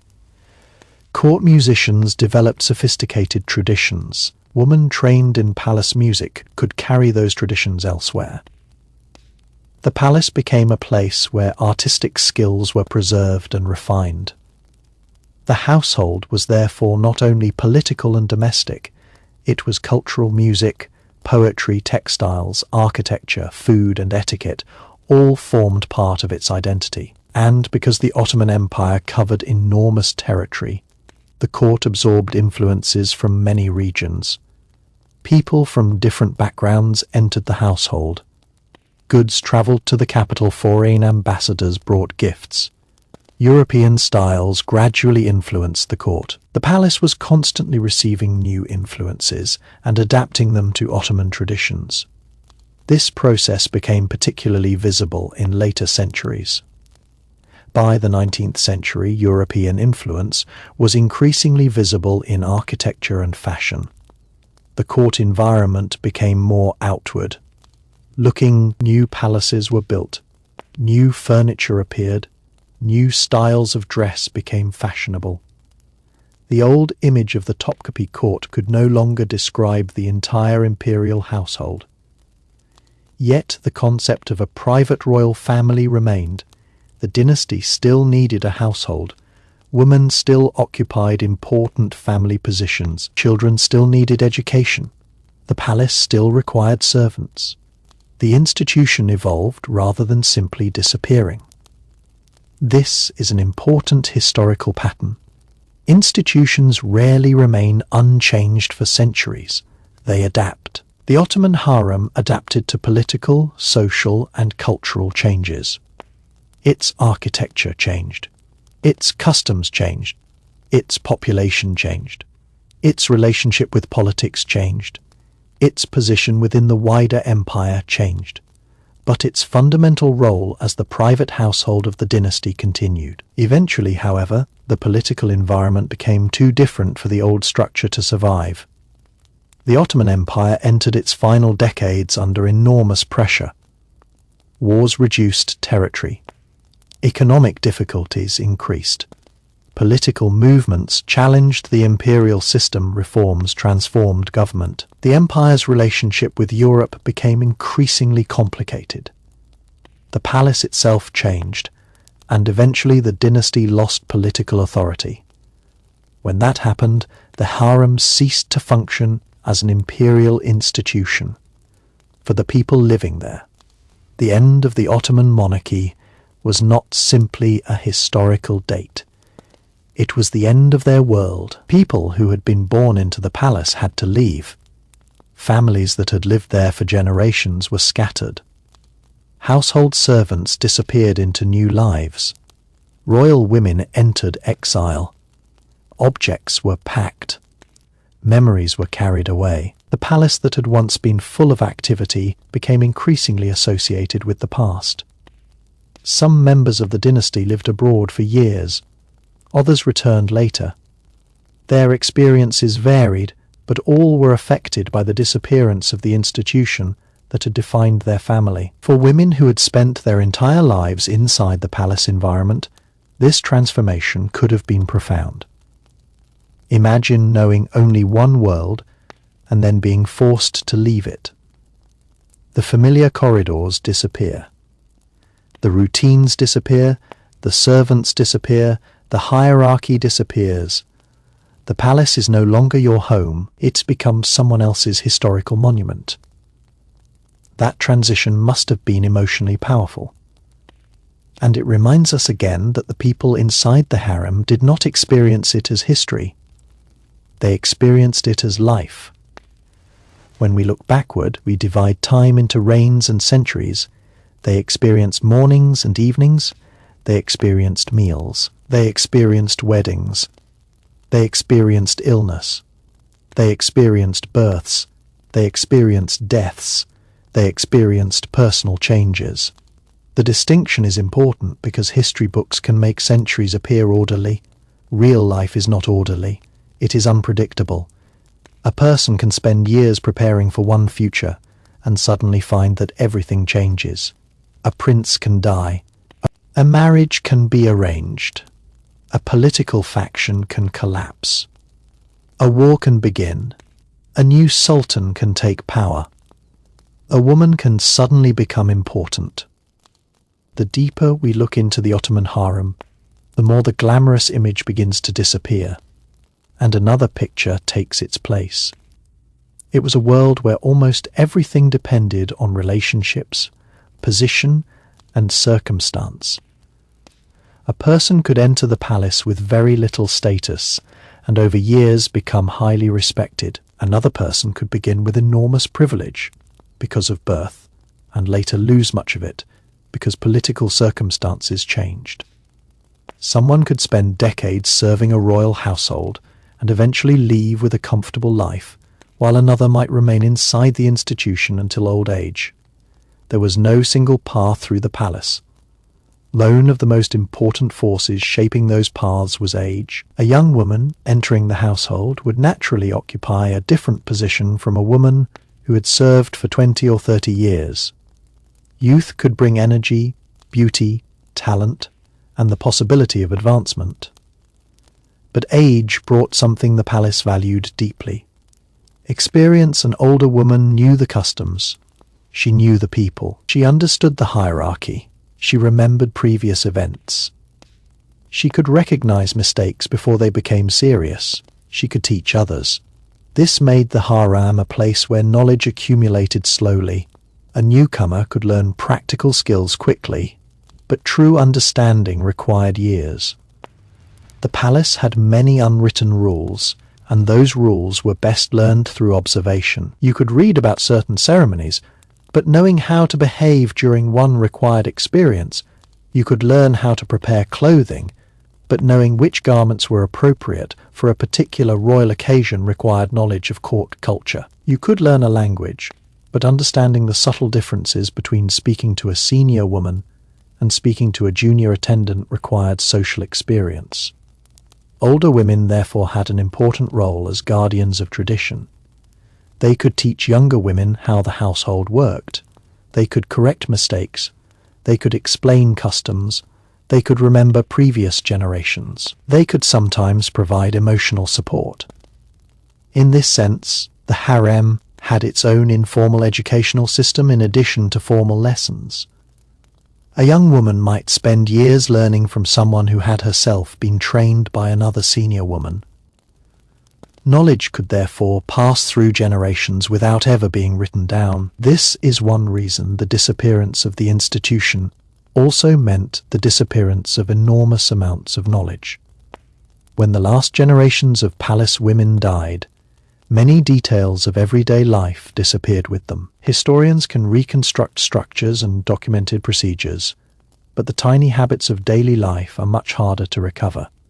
How did a particular attendant organize a room? What did women talk about while sewing? What jokes did they tell each other?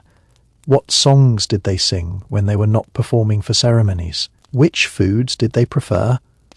What did they fear? Which friendships lasted for decades? These details may have mattered deeply to the people involved, yet they rarely entered official records. The silence of the archive therefore does not mean that nothing happened.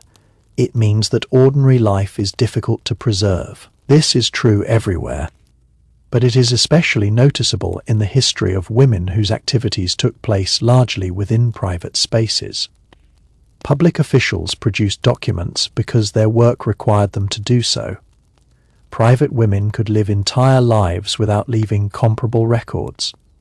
This has sometimes led to an imbalance in historical storytelling. The men who governed the empire are easier to document. The women who maintained households, raised children, managed private networks, and influenced family decisions can be harder to see. Yet the absence of documents does not mean the absence of importance. The women of the imperial household played essential roles in maintaining the dynasty. A prince could not grow up without caretakers. A royal household could not function without attendants. A palace could not operate without workers. A royal woman could not manage an enormous household without administrators and servants. The institution depended upon them. This is why the harem should be understood as a community of labor as much as a community of privilege. Every luxurious object represented work. Every elaborate meal represented work. Every perfectly arranged room represented work. Every ceremonial garment represented work.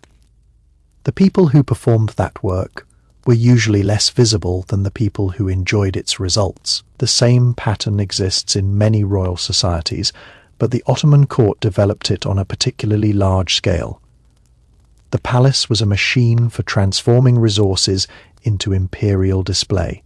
Food became feasts, fabric became royal clothing, stone became monumental architecture, money became charitable foundations.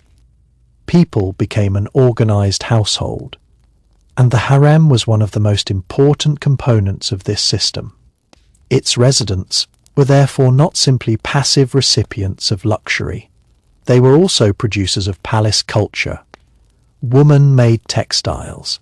They practiced music. They maintained traditions. They taught younger residents. They managed households. They raised children. They participated in ceremonies. Some commissioned architecture. Some supported charitable institutions. Their contributions help shape the culture associated with the Ottoman court. This is particularly visible in the artistic traditions of the palace. Ottoman textiles could be extraordinarily sophisticated. Embroidery was not simply decoration. It reflected craftsmanship, status, and cultural taste. Patterns could communicate elegance and wealth. The production of such objects required knowledge that was passed from one generation to another. Music also created a shared cultural environment. Court musicians could preserve traditions while also experimenting with new styles. Women who learnt music inside the palace could become skilled performers and teachers. Poetry and literature were another part of elite culture. Some royal women were educated and participated in literary life. The ability to read and write could provide access to poetry, religious texts, correspondence, and intellectual culture for a woman living inside a secluded household. Literacy could be particularly meaningful because writing provided a way to communicate beyond the immediate environment. Letters could connect people. A royal woman could correspond with relatives or officials. A message could travel beyond the palace. Writing therefore created a bridge between private and public life. It also left historical evidence. Letters, financial records, and charitable documents can sometimes reveal the personalities and concerns of women who would otherwise be almost invisible. Through such evidence, historians can see that royal women were not simply decorative figures. They could negotiate, they could request, they could advise, they could complain, they could organize, they could express religious devotion, they could manage resources, they could participate in public life indirectly. The written record, therefore, challenges the stereotype of passive women waiting behind walls. At the same time, it would be a mistake to assume that literacy was universal within the harem. Education depended on rank, role, period, and individual opportunity. Some women could receive substantial education, while others had more practical training. Again, there was no single experience. The same palace could contain women with very different levels of education. Some could discuss poetry, others might specialize in practical work. Some could read correspondence. Others might depend on people who could read for them. This diversity existed because the harem was a large institution rather than a single social group. The women were united by their connection to the imperial household, but their backgrounds and roles differed enormously. This also affected their understanding of the outside world. Some women might have had relatively little direct contact with Istanbul. Others, especially those connected to powerful royal families, could receive information about political and social developments. Some could travel after marriage. Others might spend most of their lives within palace walls. Their experiences of the empire were therefore different. A woman who left the palace after marriage might discover that the outside world felt unfamiliar. She had lived within a carefully controlled environment where servants performed many tasks. Now she had her own household to manage. She had to navigate relationships outside the palace. She might have to establish her own social identity. Yet, the skills learned inside the palace could help her. She knew how an elite household operated. She understood etiquette. She understood organization. She understood how servants were managed. She understood the importance of presentation. The palace had prepared her for life among the Ottoman elite. In this way, the harem could function as a training environment for women who would later become influential household managers. Marriage, therefore, did not necessarily represent the end of a woman's significance. It could be the beginning of a different kind of influence. A former palace woman could establish a household connected to important officials. She could maintain friendships with other women connected to the dynasty. She could raise children who inherited social advantages. She could continue participating in charitable networks. She could remain part of elite society. This meant that the influence of the harem extended beyond its physical walls. People carried its culture with them. They carried its etiquette. The palace also had its own rhythms of waiting. Waiting was an important part of life in any highly controlled court, because people could not always act when they wanted to. A servant might be waiting for instructions. A young woman might wait to learn whether she had been selected for a particular duty. A princess might wait for news about a proposed marriage.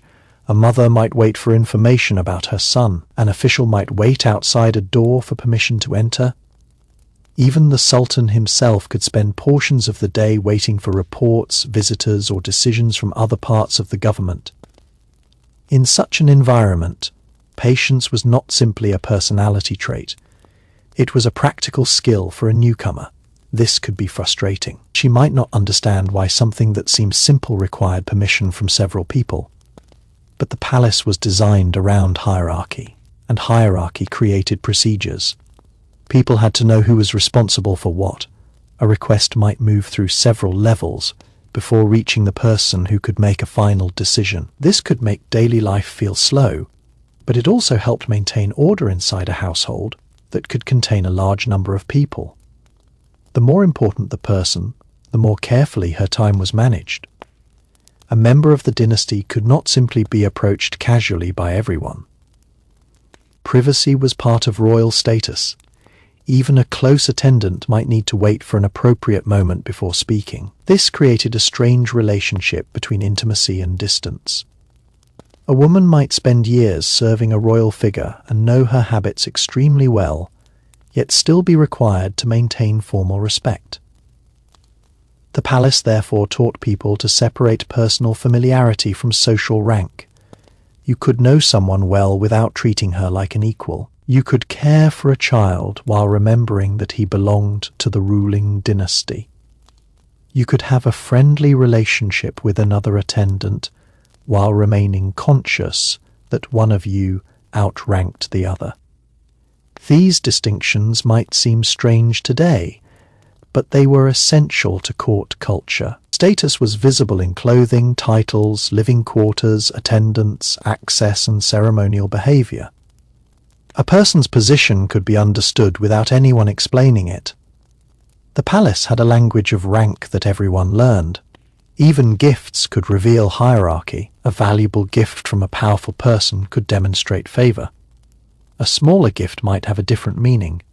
Receiving something directly from a member of the dynasty could be an honor in itself. The object mattered, but the person giving it mattered even more.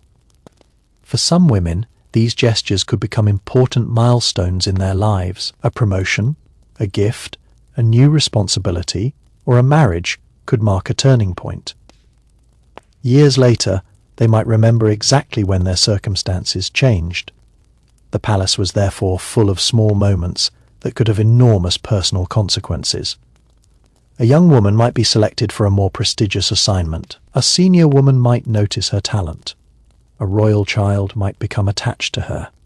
A marriage proposal might arrive. A powerful patron might begin supporting her. These moments could change the direction of a life. But there was also the opposite possibility. A person could lose favor. A household could change. A patron could die. A new ruler could arrive. A position could disappear. A marriage could alter someone's status. The palace could reward people, but it could also remind them constantly that status was not permanent. This uncertainty made relationships important.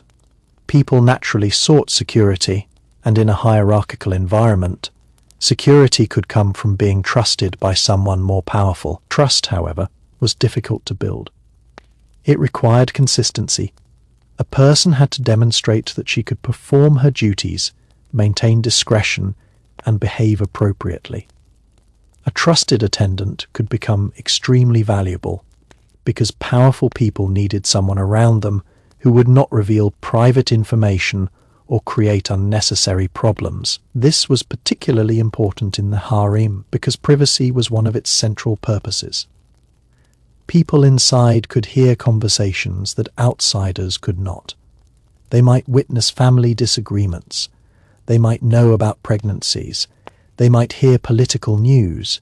They might observe the personal habits of members of the dynasty.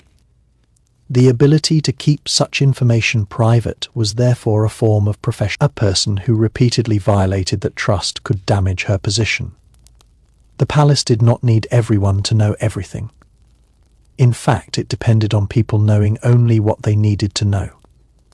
This created layers of information. One person might know about a household matter, another might know about a political development.